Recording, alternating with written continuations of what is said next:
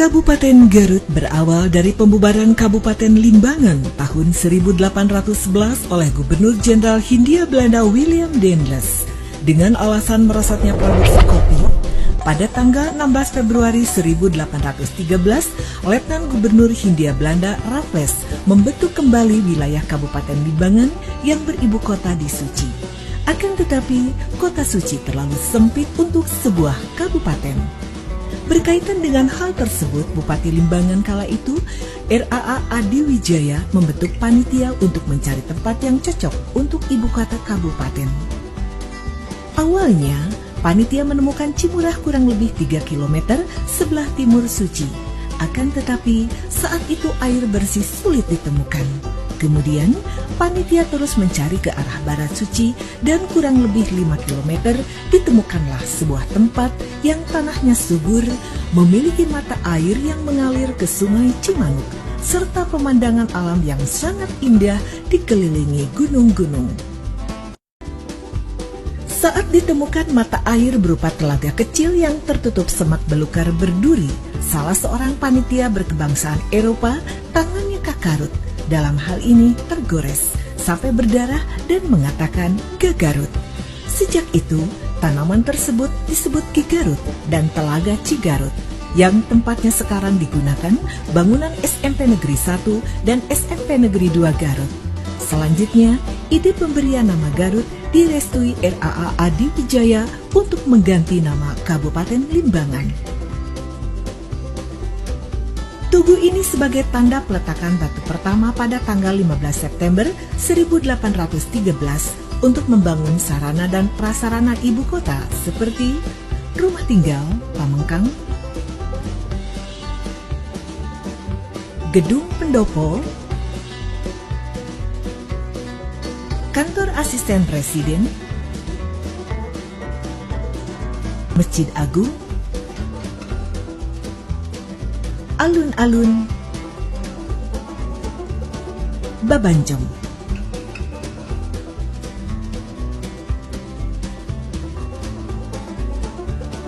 Di Babanjong ini, Presiden Soekarno pernah berpidato di tengah masyarakat Garut pada tanggal 8 Desember 1960.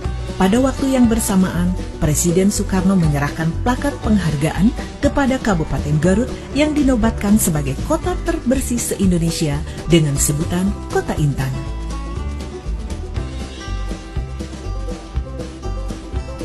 Pada masa kolonial, Garut memiliki lambang daerah yang menitik beratkan pada gambar 2 ekor harimau, keris, dan sebuah mahkota. Kemudian, pada tahun 1981, seiring dengan terbitnya Peraturan Daerah Nomor 9 tahun 1981 tentang lambang daerah pun berubah hingga saat ini. Dalam perda itu disebutkan bahwa lambang daerah menggambarkan nilai-nilai potensi alam wilayah Kabupaten Garut. Bupati yang menjabat di Kabupaten Garut dari masa ke masa, RAA Adi Wijaya, Raden Tumenggung Kusumadiningrat, Raden Adipati Surya Natakusuma, Raden Adipati Arya Wiratanudatar. Beliau adalah Bupati keempat Limbangan sekaligus Bupati pertama Kabupaten Garut berdasarkan Surat Gubernur Jenderal Hindia Belanda nomor 60 tanggal 7 Mei 1913, nama Kabupaten Limbangan menjadi Kabupaten Garut. Bupati RAA Wiratanudatar menikah dengan Raden Ayu Lasminingrat, putri dari Raden Muhammad Musa, penghulu Kabupaten Garut. Raden Ayu Lasminingrat adalah satu-satunya perempuan yang pada saat itu mahir berbahasa Belanda. Tahun 1912, Raden Ayu Lasminingrat mendirikan sekolah istri yang kini bangunannya digunakan sebagai SDN Ranggalawe.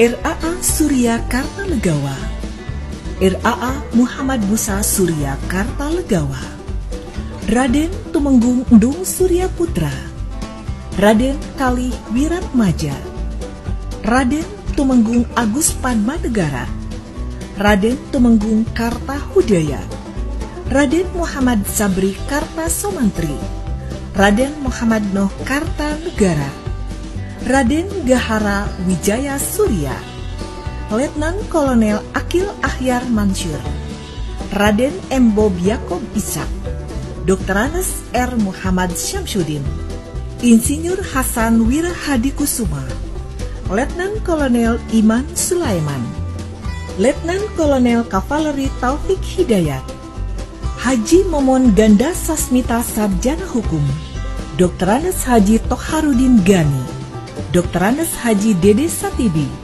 Haji Agus Supriyadi Sarjana Hukum, Memo Hermawan, Haji Aceng HM Fikri SAG, Haji Agus Hamdani GS SPDI, Haji Rudi Gunawan SHMH-MP. Dengan dipaparkannya sejarah pemerintahan Kabupaten Garut ini, kami berharap semua masyarakat mengetahui serta mengenang bagaimana kabupaten kita tercinta terbentuk dan akan terus merasa bangga sehingga mampu menjaga dan melestarikannya.